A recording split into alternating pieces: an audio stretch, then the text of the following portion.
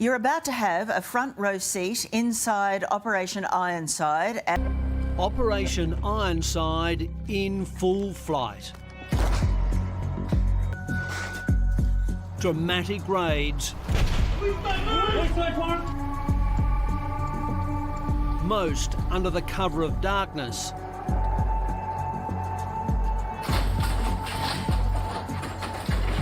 Forced entries, cutting through glass doors.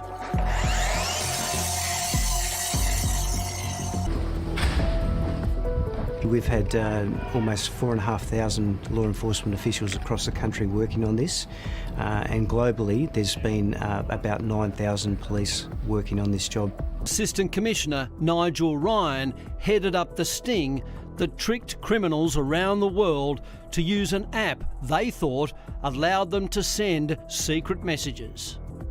It took a computer whiz to come up with the complex scheme. Ironically, it was an alleged Mr. Big fugitive, Hakan Ayik, hiding out in Turkey, who helped police. He was one of the principal distributors of these devices, and realistically he's over there living the high life, making a whole heap of money from selling drugs into our country, and he has unwittingly put handcuffs on all of his mates. Should he come home and maybe hand himself in? I would really encourage him to go to the embassy or turn himself in so that he can be dealt with properly. The Anom app was installed on specially modified Google Pixel phones, which gave users an encrypted platform to secretly operate on the dark web. Did you realise how big it could get?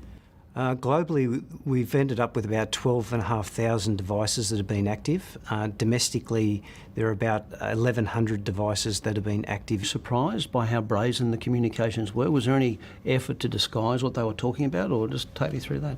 No, we're actually very surprised at how implicitly they trusted the platform and the actual application. Usually in the criminal underworld, they code everything and they're very careful about who they talk to and how they say things.